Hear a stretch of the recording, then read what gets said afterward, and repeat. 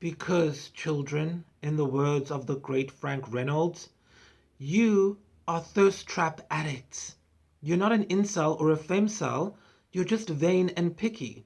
Now, I can't talk about sex and relationships without talking about Freud's theory on instinct.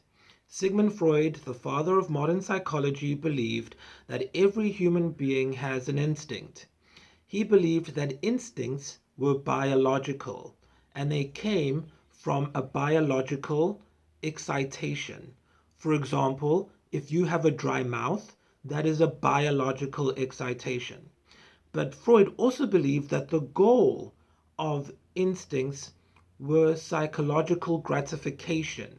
And he believed that you require energy, oftentimes called libido, in order to focus your energy into filling and getting that psychological gratification. So, for example, if you get aroused when you have the natural manly feminine urges, when you're feeling in a husbandly way, you will have the need for psychological gratification. This requires an object. Now, you could do this in different ways because Freud believed that different objects could fill or gratify that psychological need. And so you could go out and get laid.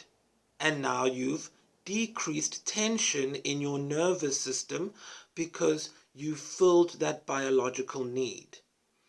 But seeing as some people or you believe that it's difficult to fill that need, you could find a different object. For example, you could start smoking, or you could play video games, or what I see happening a lot with the type 3 personalities that I've studied is they will become addicted to dating, online dating, thirst traps, social media, scrolling through profiles. And yes, for a while, that can fill that psychological gratification when you rub one out or put a vibrating device in places. This is why I'm glad I'm not monetized. So when the relationship between the instinct and the object becomes adulterated, in other words, when you focus on the unhealthy way of filling that gratification you have, Freud called this displacement. And that's what I wanted to talk about today, because that's where the idea that you are an incel or a femcel comes from. It's because you have been filling or getting your psychological gratification to fill that biological need in the wrong way. And that has turned into a fixation. And it's messing up your self-identity because now it's warped your reality.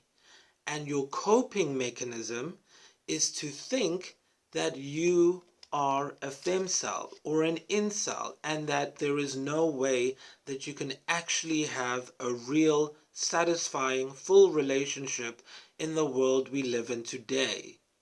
Now, in the previous video, I talked about conditioning and how it's not entirely your fault because the world that we live in is structured to make you believe that you have to be a certain way to get certain things. Isn't it funny? I often think how people say, be who you want to be whatever you want to be. But you find it most difficult to be yourself because the minute you become yourself, you get rejected. And so we have this mixed messaging where you start blaming yourself for the results that you're getting.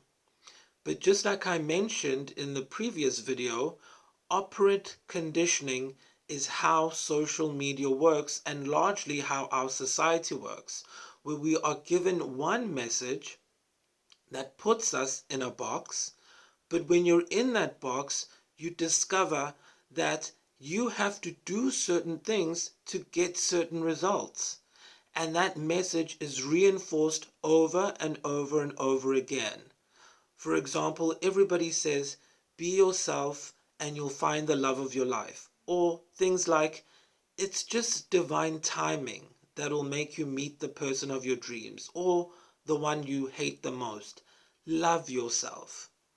And then when you go onto these social media sites, you don't see people who love themselves. You see people with 10,000 surgeries on themselves so that they can fit into a certain mold. And furthermore, you see all of the money that they get and all of the attention and all of the lovers that they're able to get. And then you're sitting there, fat, out of shape, or just not charismatic, and you think it's never going to happen for you. Well, I'm here to tell you that that is a lie. There is no such thing as an incel or a femcel. And it's just a part of the conditioning that you've been through. And so instead of directing all of your energy into the manosphere or into the red pill societies, that again are objects that help you calm down, that help you cope, that help you full that psychological gratification that you can't get from an actual real life human. Instead of doing that, how about getting real with yourself and developing emotional intimacy with yourself? And that's why I developed Night Game here on Scribblebytes. It's a game you can play if you go onto the main page of the Scribblebytes channel, click on that video, Night Game Beta Test Subject, A2303, whatever.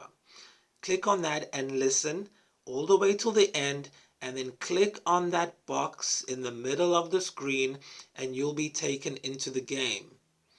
Now the purpose of the game is to take and acknowledge that drive you have for sexual gratification, and then to turn it in on you so that you can discover more about your emotional side. Because social media is driven to make sales. So in order to make sales, they have to make you feel inadequate in some way. Now this can be done in different ways, but the ways that they've chosen in the society we live in is to focus on the lowest hanging fruit, which is your looks or your status in life. And so what happens is a lot of people are now looking at themselves physically and thinking there is something wrong with them, and that if they only just buy this product, go to this gym, do these reps, drink this supplement, then they will be fulfilled and they'll look desirable enough to achieve their main goal. But of course, none of it is designed to truly help you, because they need you to keep buying. They need you to sit at the computer or at the PlayStation or whatever and play games over and over again, because that's how they make money. Now, I'm not saying that any of these things are bad, but when the relationship between the source of your libido, of your excitation, when the source of that gets overcome by an object that is not truly filling your psychological gratification, that's how you become addicted, because you're consistently chasing that high. And that's what we see with social media and people spending time on their phones when they could be halving that time and using the rest of the time to spend with yourself. Have you ever wondered that in all of the time you're figuring out how to be the perfect partner for someone else, what is the perfect partner for you? What do you want? What do you enjoy? And that's what Night Game stimulates you into thinking. And a lot of people who have played the game have come back and said, oh my gosh, something weird happened when I played. Someone sent me a message, or someone did that, someone did this.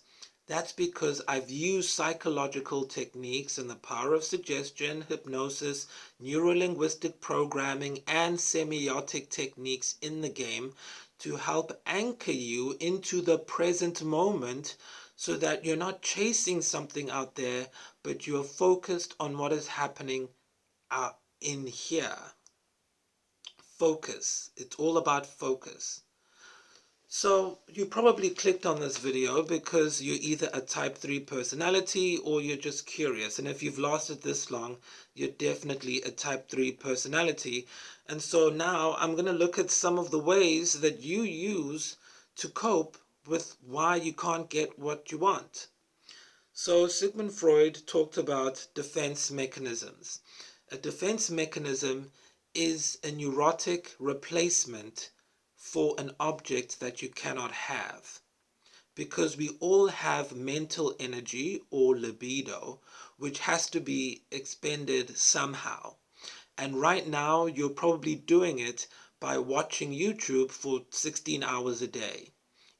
But while you're here, let's make that 16 hours useful. So one of the coping mechanisms or defense mechanisms I want to talk about is displacement. So I'm reading from Man in Context, my psychological Bible, and displacement is defined as feelings or actions directed at an object are unconsciously redirected to some other object. So you want to be in a relationship, but you feel like you don't look good enough to be in one. So then you direct that drive to a different object. Displacement takes place when the chosen object is unattainable or is threatening in one way or another. So why do you believe that being in a relationship is unattainable? As you can see, I used to be, well, maybe you can't see that part, but if you look back, I used to be a size 32, and now I'm about a 48. And I intentionally gained weight because I'm developing a script called Fat Boy. And initially, when I wanted to do this story, I thought that, okay, I'm going to play this fat character and it's going to appeal to my target audience because I'm going to use the story to show the struggles of what it is to be fat. And then this character is going to have this emotional journey and they're going to grow and they're going to come out the other end loving themselves. Because people don't like fat people, so I want them to like themselves. Well, I was wrong. Because instead, when I thought that everybody was going to find me unattractive, I was operating off of conditioning. What I realized is that your body doesn't matter. And so there's no way you can be an incel or a femcel. Because I went out to do more research to see how people would react to me on online dating sites, being the size I now am. And it's funny because I still get approached by attractive people. It's got nothing to do with how you look at all. People have drives and they will fulfill that drive with another human before they go do it on a video game. That's the lie that you guys, or the truth I should say, that you guys don't yet understand. That's why you see people who are sometimes 500 pounds and they still have happy relationships and you think, oh no, that's a chubby chaser, that's an anomaly. No, it's not. Because humans would prefer to be with a human regardless of what any of that looks like. It's your time online that has made you believe that you have to look a certain way in order to get something. If you don't believe me, go to one of my videos where I say I'm pregnant and I show my huge stomach. Even there, someone is hitting on me in the comment section. I mean, come on, people. There's no such thing as an incel. It's you being vain and picky because the algorithm taught you to be that way. Okay? So here is a nice example that they give in the book. For example, they say, a childless woman who unconsciously showers the love she would have given to her children onto her pet poodle. That is another example of how displacement occurs. And that is a healthy example of how displacement occurs. Obviously, when it becomes unhealthy, that's when you see people actually treating their pets as if they were children and calling them children. That's leaning into the stage of neurosis, maybe even bordering on psychosis for some people.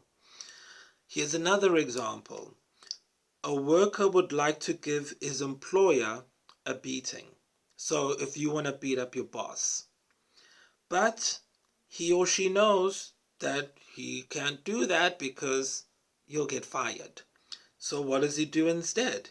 He displaces his desire to beat up his boss onto his family when he gets home, and they have to suffer his anger.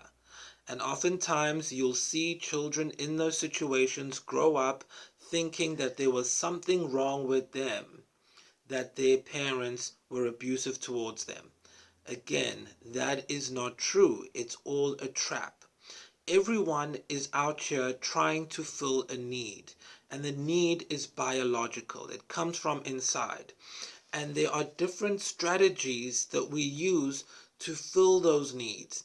And those strategies are okay until they warp your sense of reality. Now, if we look at the work of Carl Jung, he believed that artists had the best ways of dealing with their internal drives, and he called this coping mechanism sublimation. And this is an extremely healthy way of dealing with drives that you feel are quite unattainable or unachievable. And that's what Night Game uses. That's the mechanism. It's sublimation. Because in Night Game, it's recorded as if it's a live video call. So the character I play in it, which is the AI, he's talking to you as if we are in a one-on-one conversation. To play the game correctly or to get the most out of it, you should actually be lying in bed with your phone turned horizontally and looking at it as if he's lying in bed with you and then engaging with that conversation. That's sublimation. So let's look at the book and read what they tell us about sublimation. So, sublimation is a socially unacceptable object is unconsciously replaced with an acceptable one. Now, the things that incels say, I mean, it's a reason why they've banned that term on Twitch, okay? Since 2020, you cannot say incel on Twitch. YouTube, I don't know. If you see this, good luck. But spewing that rhetoric that so-called incel spew about women or femcel spew about men is socially unacceptable, and it's not going to get you laid. So a better way to use that libido, that libidinal energy, is through sublimation. So you replace it with an acceptable form. For example, an aggressive man becomes a boxing champion. So you still get to beat people up, but now you're doing it in the confines and boundaries of a socially acceptable sport. The same with Night Game. You still get to have that emotional intimacy. And A, it's free because it's all on YouTube. You're not paying a sex worker for it. And B, you have the boundary and the safety of knowing that it's all happening inside of you. Because what I'm saying in the videos has been specifically scripted using science. I actually used some work done by a doctor who researched love and how love and humans and oxytocin and all of these things connect. I based some of my character on some of those findings. And so another example is if a man with a powerful desire to see women naked becomes famous for his paintings of naked women. And that's how you sublimate your desires. So what does this mean for you? How do you apply that, being a type 3 personality? Well, a great example is someone like Anakin Mika. You should look him up. So instead of wrestling with these demons or desires and being angry about it and becoming an extremist about it, you can talk about it. And if you're too shy to talk about it, play night game so you can talk to yourself about it or to the AI about it in a safe environment where no one's listening to you. It's a completely personal experience. And warning, it may alter your current reality. You have been warned.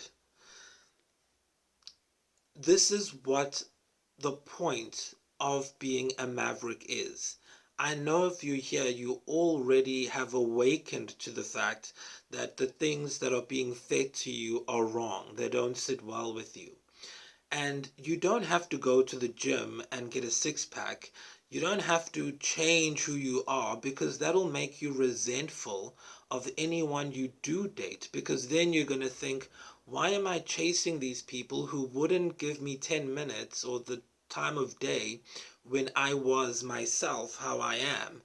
But now that I have a six-pack, or now that I made millions off of cryptocurrency trading, now they want to be with me.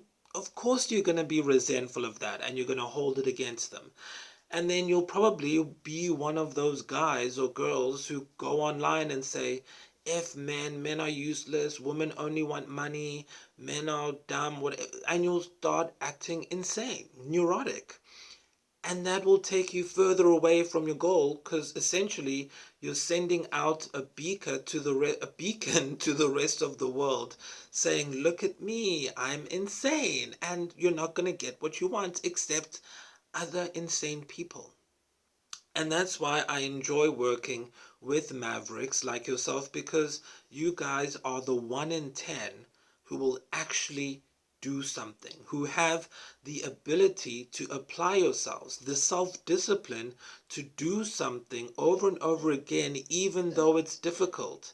And it's great because you have a chance to escape this reality and move to the one where you get what you want.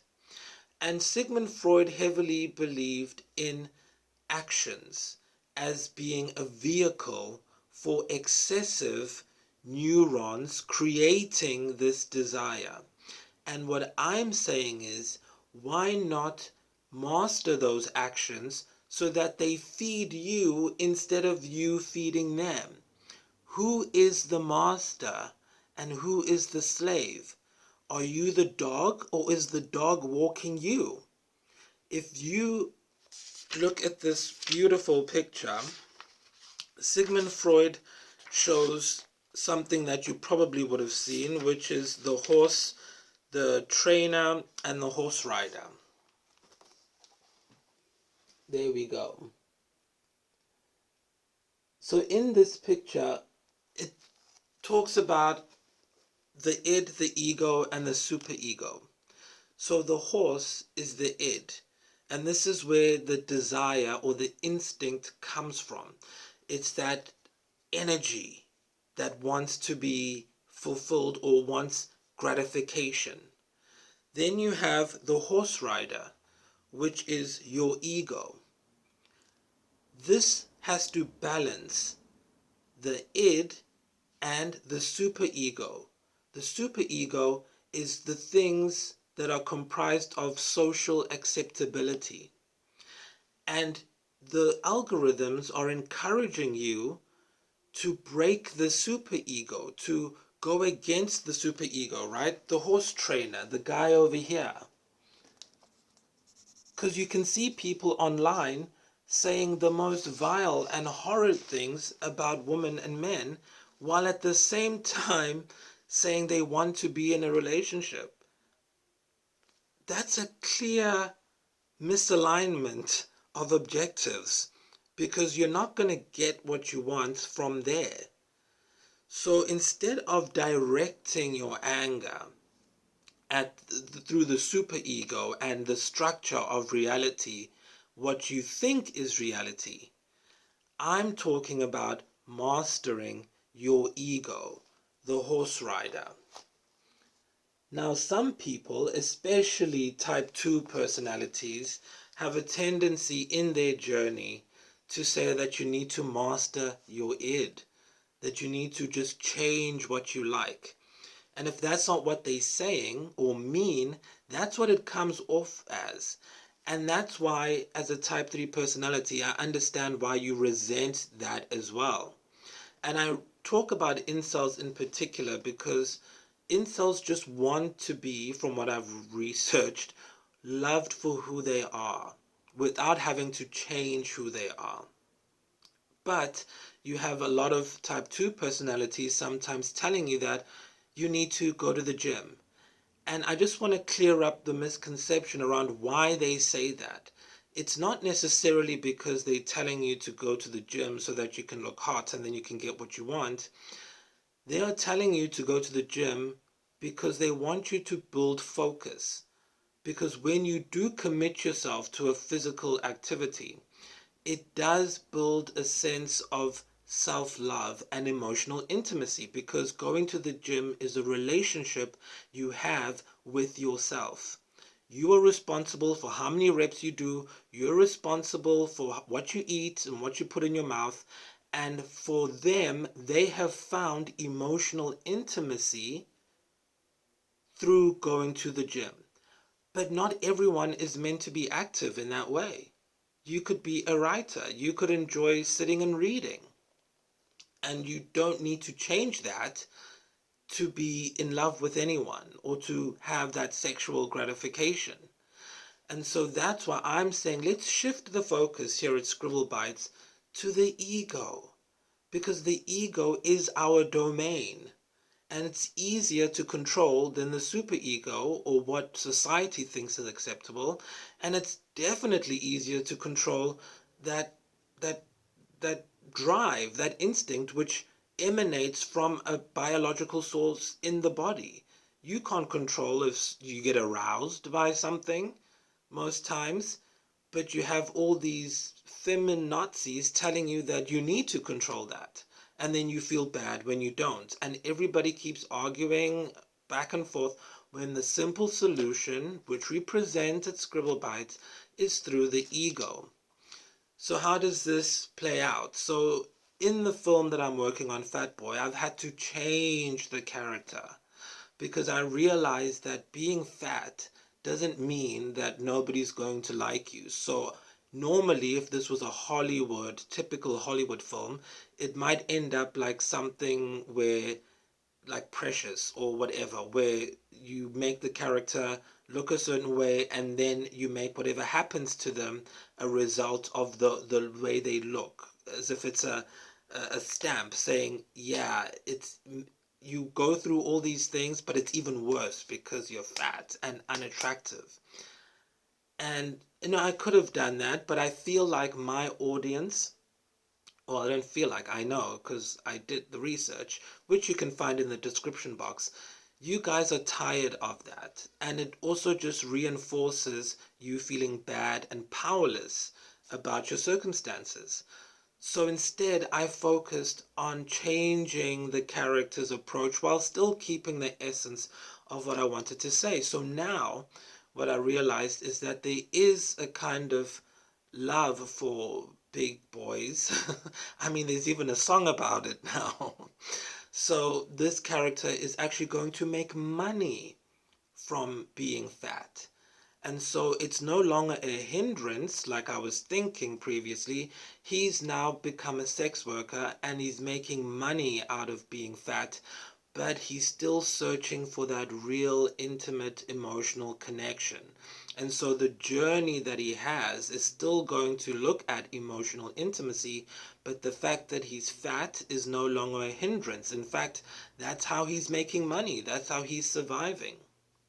And so looking at this beautiful diagram of the horse, the rider, and the trainer, Position yourself as the rider on top of your desire, and you have the choice on where you lead that horse. Now, I'm acting in the role of the trainer in this moment, and I'm leading you to the water, but I can't make you drink.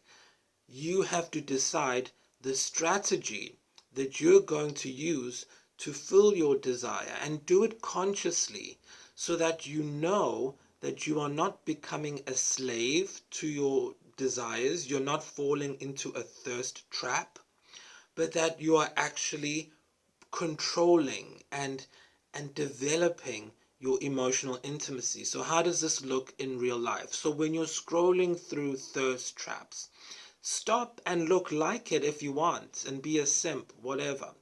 But ask yourself, what is it about this image that that gives me gratification? Is it the shape of the person? Is it how they look? Is it their financial status? Is it their skin color, their hair color, their shape? What is it about it that I like? And then ask yourself, why do I like that? Is it something inside that's natural inside of me? Or is it something that I've been conditioned to like? What is the basis of this gratifying me? I mean, if you feel thirsty and you can choose to either drink chocolate milk, water, or beer, why do you choose what you choose? Some people can't stand the taste of water. Some people feel drowsy when they drink water. So some people will drink chocolate milk instead. So what is it about the chocolate milk that you enjoy? And do you do it excessively? Why? Why has that relationship now become a fixation with that thing that you use, with that object that you use to get rid of the neurons getting excitable in your brain? And when you start doing that, you start developing a sense of who you are. And then you'll find that you have better outlets of getting that need fulfilled. Because think of it this way: if you're vain and you're picky, you are literally acting like the algorithm of any social media site. You are filtering people based on pre-conditioned ideas that didn't even come from you. So when you say that no one wants to be with you, turn that back on yourself and say you don't want to be with just anyone. And then figure out, why is that? What do you like about certain people that you don't like about others? This isn't to say that you aren't allowed to like what you like. Please do. But figure out what is driving that need to gratify yourself in that way. Now, we've all heard about the no-fap movement and how people say you should just do semen retention and it'll give you energy and your chi will go up and then you'll be able to do magic in real life. Well, what I want to say is, you can do what you need to do to relieve tension, but if you're doing it excessively, what what gratification is it giving you if what you really want is a real life physical person? And what I found in my research, ask yourself and figure out your own answer, but if you want to know what I found in my research, it's because you don't want to go inside.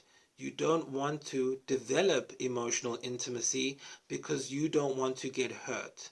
So you'd rather have the external gratification and control of having access to your object of gratification, whether it be fapping or liking thirst traps, than actually going inside and having the potential to not get what you want when you want it, and then to sit with that feeling.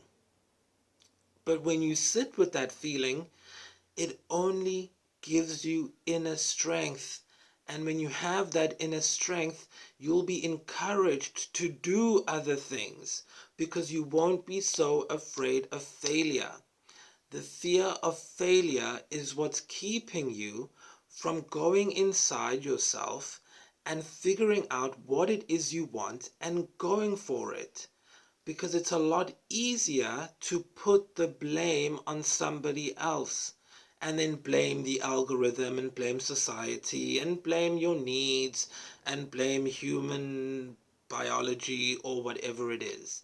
And then you see it play out where people are then changing themselves biologically because they want something else, or they're changing themselves or trying to change society and telling you to vote for this person who's going to change this rule, when it's very simple. Go inside yourself and figure it out, because the answer is never going to be out there. We are all different. As much as I talk about demographics and psychographics and niche audiences and these groups and that group, it's all a culmination of different things, but you choose strategies that are similar to other people. And I'm reaching out to you because you've chosen a particular strategy which I know what the source is, what your coping mechanism is, what you're hiding inside. But again, you're going to have to figure out how to deal with it in a healthy way. And the narratives I produce are there to encourage you to do that. If you go to the playlist section, you'll see a playlist called the Simp Pill Rules. Because you know you have the red pill and the blue pill, now you have the Simp Pill. And that is a comedy that has been created especially for you, type 3 personalities, because it presents what society or the superego is telling you is right, but in a way that is self-effacing. So you can see how ridiculous it is. And through that comedy, through that catharsis, you'll be able to relax the excitations you have inside of you just for the moment, and you can calm down. Because a lot of people claim that you can't blame what happens in society on the media, but the truth is, and I'll be the first to admit it because nobody else will, the media does have a role in what you think and how you feel about yourself. There, I said it. I'm not saying that movies make people psychos. I'm just saying movies make psychos more creative. They do have an effect, and that's through something called emulation, which is a psychological term, as well as imprinting, which we'll talk about in another video. But essentially, my role is just that, the entertainment part. You have to go and do the rest on your own. But I'm realizing and recognizing that there's a growing need for the type of material that I'm creating, because you're not getting it from old school legacy traditional media, which is hell bent on shoving down certain agendas down your throat which don't address the primary need that you have. And instead of telling you to just get over it, I'm saying get into it. If you have the guts or whatever to sit in front of a camera and just talk about your emotions and what you want, what you've been through, what you feel, then do it. Even if you save it and listen back to it yourself. When was the last time you actually had a conversation? A real, deep, meaningful conversation? I know we live in a competitive world, and you think, okay, I'm only going to be young once, I have to achieve everything I want to achieve now. But look at the history. You know, in my 125-page personality review of the work I've done, I mentioned that this generation, us, we grew up with the 2008 economic crash. So there's not much faith we have in society and in social rules. We know we live in a pyramid scheme. We know that there is no such thing as a social contract. We know it's a lie. But the media you get keeps encouraging you to believe that if you just do this, then you'll get that. And it never happens. And it's obvious, it's clear why you would get frustrated at that. But what I'm saying is, you can still get what you want. People have been reproducing and being in relationships since time immemorial. And you cannot tell me that just because you're fat, or you have acne, or you're too short, or don't have a BBL, that you're not gonna get anyone. That doesn't make sense. I'm saying, look at what you really want and look at what is driving that, and then find different ways or objects to fill that gratification. And hopefully these objects will be something that are actually beneficial to you and your development. Because ultimately, you do want to get rich, be successful, live a comfortable life, and be able to travel or raise a family, get married, and go through all of those important life stages that you have a psychological need for. But when you tell yourself that you can't do it, then you give up. Excuse me. Then you give up. And when you give up, you become a plaything for the masses. You become a statistic, a number. You become a choiceless being. And the one thing I know you know as a maverick, on their developmental path, you always have a choice. And I'm just saying, you don't have to choose anything out there. Choose yourself.